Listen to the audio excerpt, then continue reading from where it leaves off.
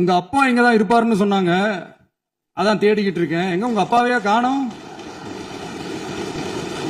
போயிட்டாங்க. பேசலாமா? நிறைய உங்க கருத்துக்களை நீங்க முழுமையாக மன நிறைவோடு பேசலாம். அதான் 5 நிமிஷம் பேசுனதுக்கே குளத்தூரி இந்த ஆட்டம் அடிச்சு பேசுனா அப்புறம் என்ன பண்றது? கடைசியா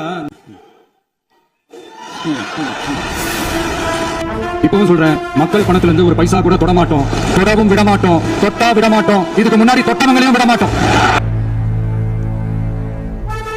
ஒவ்வொரு ஊழலாக வரும் போல,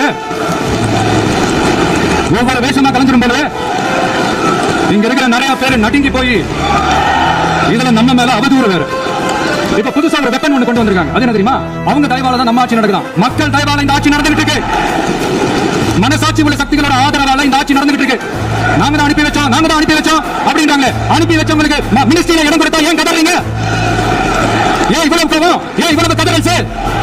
இதுல இன்னொரு முக்கியமான விஷயம், மார்க்சிஸ்ட் கம்யூனிஸ்ட் கட்சி நமக்கு ஆதரவு கொடுத்தது சுயேட்சையா எடுத்த முடிவுன்னு சொல்றாங்க.